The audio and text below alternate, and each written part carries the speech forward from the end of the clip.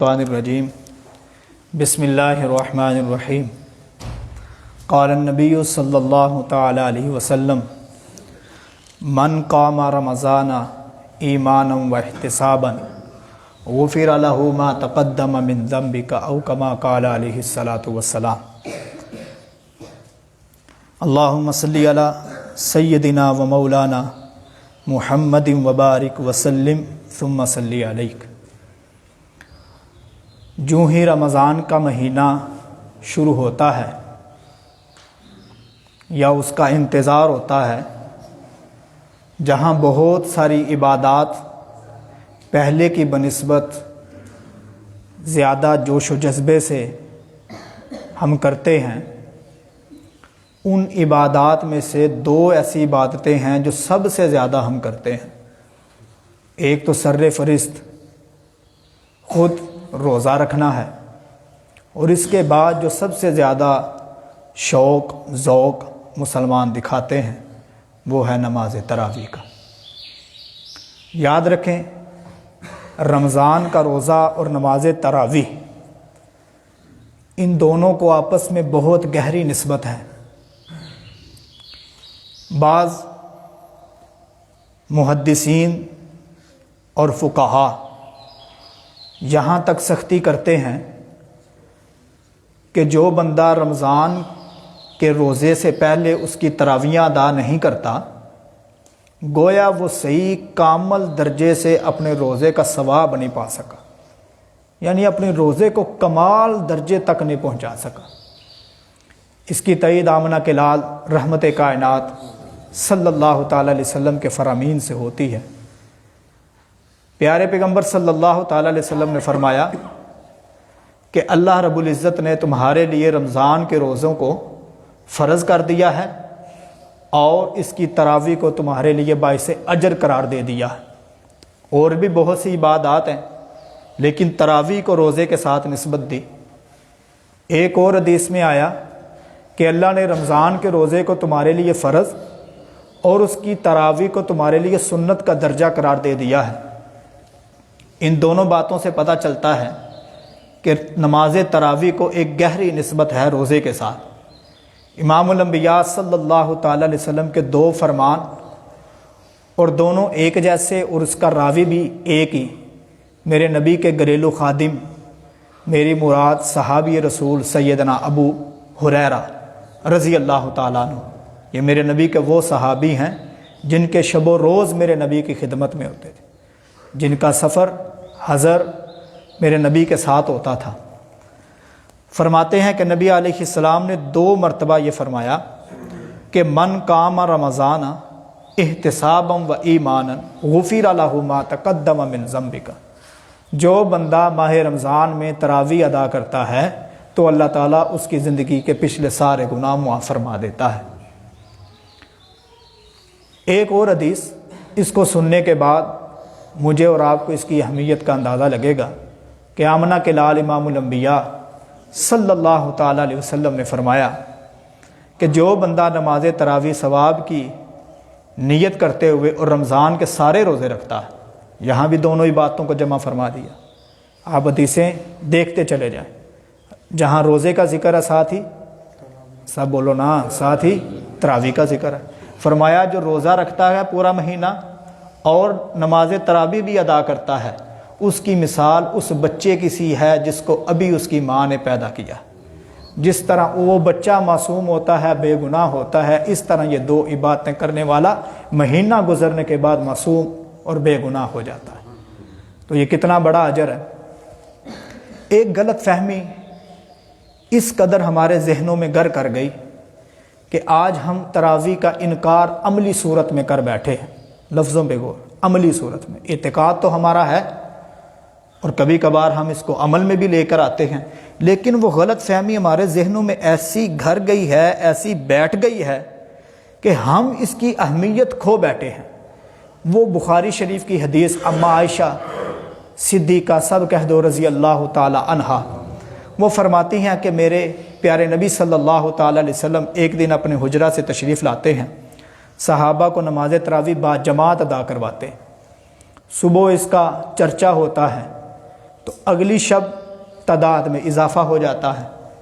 آقا صلی اللہ تعالیٰ علیہ وسلم دوبارہ با جماعت تراویح ادا کرواتے ہیں۔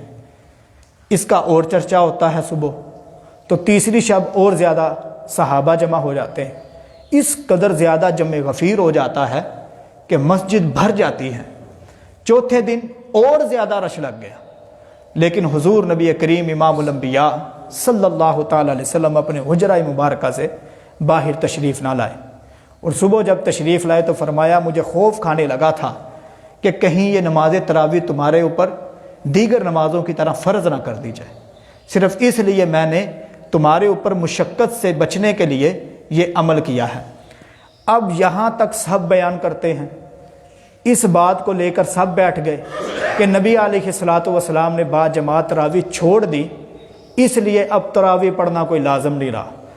اس سوچ نے اس قدر زیادہ لبرل طبقے کو، لفظوں پہ غور کیجیے، لبرل طبقے کو اس قدر زیادہ موٹیویٹ کیا کہ آج وہ کہتا کیا تراویح کیا پڑھ کے کرنی ہے، پڑھ لو تو اچھی بات ہے، نہ پڑھو تو اچھی بات نہیں۔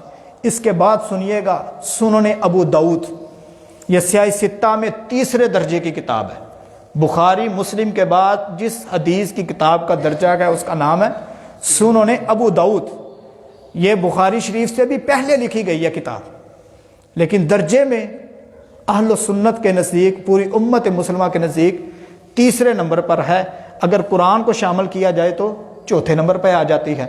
اس میں آتا ہے کہ آقا علیہ الصلوۃ والسلام اس عمل کے بعد، یعنی جب جماعت آقا علیہ السلام نے بوجہ اس بات کے کہ کہیں میں پڑھاؤں تو فرض نہ ہو جائے، اس کے بعد مسجد نبوی میں تشریف لاتے ہیں، دیکھتے ہیں کچھ صحابہ اکیلے اکیلے اور کچھ صحابہ سیدنا ابی بن کعب رضی اللہ تعالیٰ عنہ کے پیچھے تراویح ادا کر رہے ہیں۔ تو پوچھا یہ ایسا کیوں کر رہے ہیں؟ یعنی سوال یہ تھا کہ کچھ ٹولیوں میں بٹے ہیں اور کچھ امام کے پیچھے ہیں۔ تو جواب دیا اللہ کے نبی، جن کو قرآن زبانی آتا ہے وہ اپنی اپنی پڑھ رکھے گئے، اور جن کو زبانی نہیں آتا وہ حضرت ابی بن کعب رضی اللہ تعالیٰ عنہ کی اقتدا کر رہے ہیں۔ اب اس سے کیا پتہ چلتا ہے کہ نبی علیہ الصلوۃ والسلام نے بذات خود امامت سے اپنے آپ کو دستبردار کیا تھا کہ اگر میں محمد الرسول اللہ صلی اللہ تعالیٰ علیہ وسلم امامت کرواتا ہوں تو امت پر یہ کیا ہو جائے گی؟ لازم اور فرض ہو جائے گی۔ اس لیے بجائے اس کے کہ میں امامت کرواؤں، یہ خود پڑھیں یا کسی کی اقتدا کر لے، جس پر سنن ابو داؤد کی دلیل موجود ہے۔ اس سے کیا پتہ چلا؟ تراویح منسوخ نہیں ہوئی تھی، بلکہ تراویح کی امامت آقا علیہ الصلوۃ والسلام نے اس لیے ترک کی تھی تاکہ میری امت کے اوپر یہ فرض نہ ہو جائے۔ خیر، یہی طریقہ کہ جن کو آتا تھا قرآن پاک زبانی وہ خود پڑھتے تھے، اور جن کو نہیں آتا تھا وہ کسی کی اقتدا کرتے تھے۔ دور نبی صلی اللہ تعالیٰ علیہ وسلم تکمیل کو پہنچا۔ دور سیدنا صدیق اکبر رضی اللہ تعالیٰ عنہ میں یہی صورت رہی۔ پھر دور سیدنا عمر بن خطاب، سب کہہ دو رضی اللہ تعالیٰ عنہ کے ابتدائی دور میں بھی یہی صورت رہی۔ ایک دن حضرت عمر بن خطاب رضی اللہ تعالیٰ عنہ نے دیکھا کہ اب وہ جو فرضیت کا خطرہ تھا وہ تو ٹل چکا ہے، کیونکہ فرضیت ثبت تب ہونی ہے جب اللہ اور اس کے رسول کی طرف سے مہر لگنی ہوتی ہے۔ جس کام پر اللہ اور اس کے رسول کی مہر نہ لگے وہ فرض نہیں ہوتا۔ اگر وہ صحابہ سے ثابت ہے یا تو وہ وجوب کا درجہ رکھتا ہے یا سنت کا درجہ رکھے گا۔ تو اس لیے حضرت عمر رضی اللہ تعالیٰ عنہ نے کہا اب بجائے اس کے کہ ہم ٹولیوں میں بٹ جائیں، کیونکہ جس وجہ سے ٹولیوں میں بٹے تھے وہ وجہ تو ختم ہو گئی، یعنی فرضیت تو اب ہوگی نہیں۔ تو حضرت عمر رضی اللہ تعالیٰ عنہ نے حضرت سیدنا ابی بن کعب رضی اللہ تعالیٰ عنہ کو، جو بڑا خوبصورت قرآن پڑھتے تھے، ان کو امام مقرر کر دیا، پیچھے سب کو ان کا مقتدی بنا دیا۔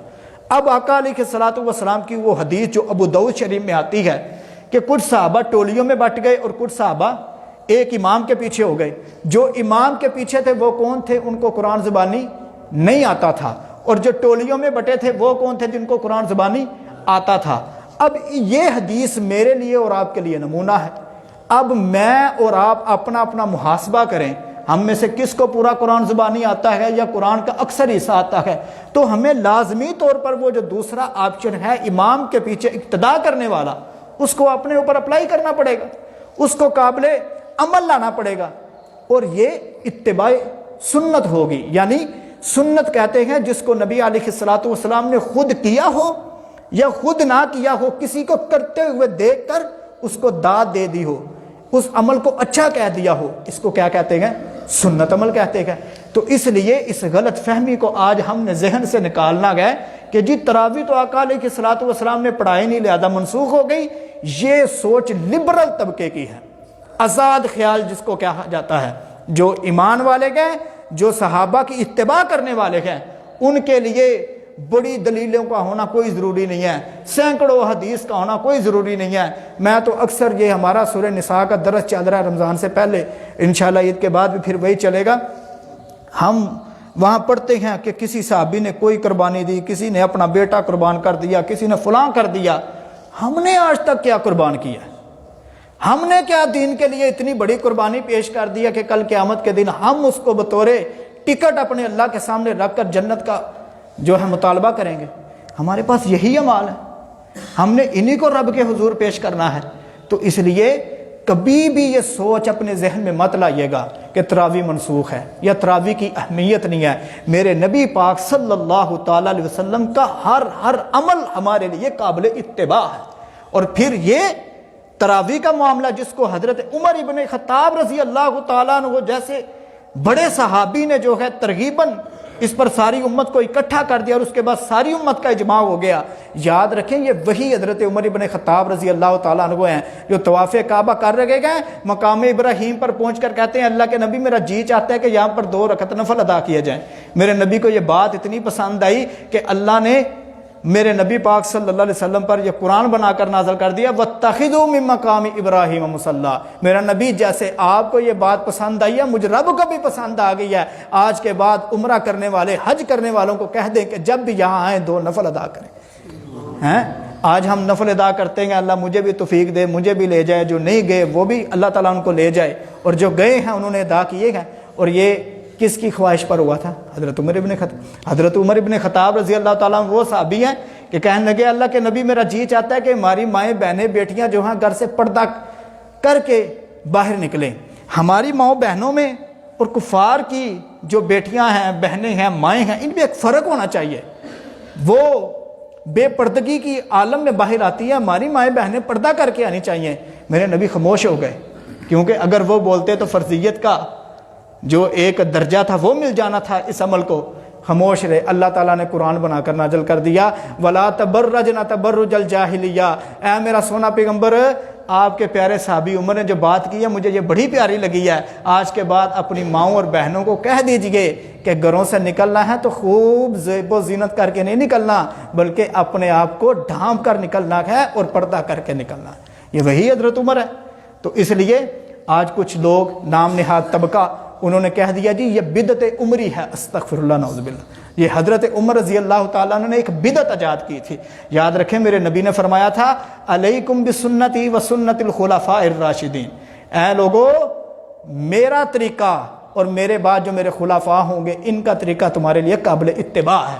جس طرح مجھ محمد کی اتباع کرتے ہو اس طرح میرے بعد جو میرے منصب پر فائز ہوں گے، یعنی تمہارے اوپر خلفاء بنیں گے، امراء بنیں گے، ان کی اتباع بھی تمہارے اوپر کیا ہے؟ لازم ہے۔ تو اس لیے آج پوری دنیا کے اندر جتنے بھی مسلمان ہیں وہ 4 حصوں میں ہمیں نظر آتے ہیں۔ یا تو امام ابو حنیفہ رحمۃ اللہ علیہ کے پیروکار ہیں، یا امام مالک رحمۃ اللہ علیہ کے پیروکار ہیں، امام احمد اور امام شافعی رحمۃ اللہ علیہ کے۔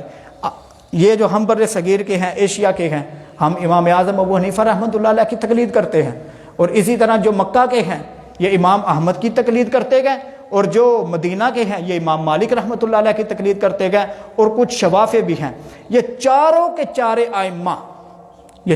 چارے ائمہ اس بات پر متفق ہیں کہ امت کے لیے تراویحوں کی رکعات جو ہے وہ 20 ہیں، 20 سے کم نہیں ہے۔ صرف ایک طبقہ ہے پوری دنیا کے اندر جس کو ہم غیر مقلدین کہتے ہیں، ان کا اور ان کے ساتھ ایک لبرل طبقہ کہہ لو، ان 2 طبقوں کا یہ نظریہ ہے کہ تراویحاں 8 ہیں۔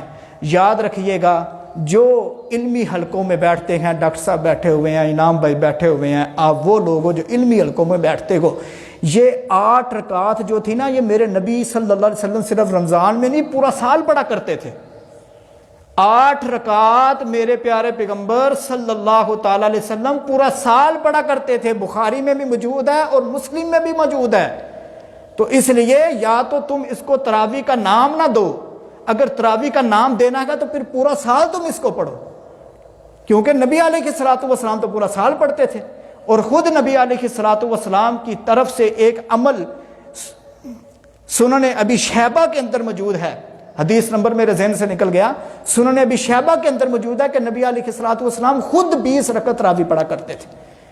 تو اس لیے سنت عمل وہ ہوتا ہے جس پر پوری امت ایک ہو، یعنی پوری امت اب کس کے پیچھے؟ یا 4 اماموں کے پیچھے۔ اب چاروں کے چاروں امام کتنی رکعات کے قائل ہیں؟ 20 رکعات کے قائل ہیں۔ اب یا تو سنت 20 ہے یا سنت 8 ہے، سنت ایک عمل ہو سکتا ہے نا۔ مثال کے طور پہ میں کو مثال دیتا ہوں، 3 دفعہ کولی کرنا کیا ہے؟ سنت ہے۔ اگر کوئی کہہ دے کہ 1 دفعہ سنت ہے، ہم کیا کہیں گے کہ میاں پوری امت ایک طرف ہے۔ کیا کہتی ہے امت؟ 3 دفعہ کولی کرنا سنت ہے۔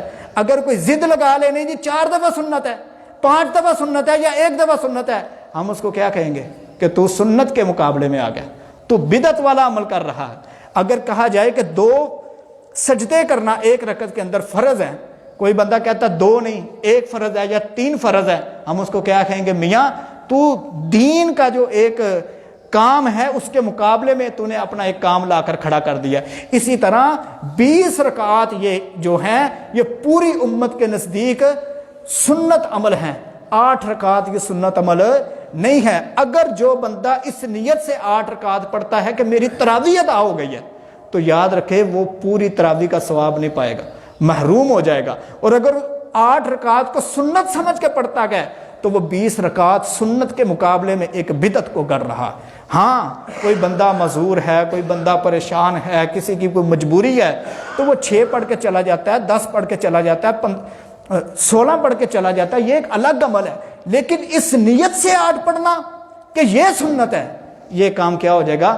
غلط ہو جائے گا، کیونکہ ایک 20 رکعت عمل جس پر پوری امت ایک ہے اس کے مقابلے میں عمل لیا ہے۔ تو اس لیے آج مجھے اور آپ کو اس غلط فہمی سے نکلنا ہے۔ وہ حدیث جو میں نے شروع میں بیان کی کہ نبی علیہ الصلوۃ والسلام نے امامت نہیں کروائی تو گویا یہ کیا ہے؟ منسوخ ہے۔ حالانکہ ایسا نہیں، اس کے بعد رسول اللہ خود بھی پڑھتے رہے، صحابہ بھی پڑھتے رہے، کچھ ٹولیوں کی شکلوں میں اور کچھ امام کے پیچھے۔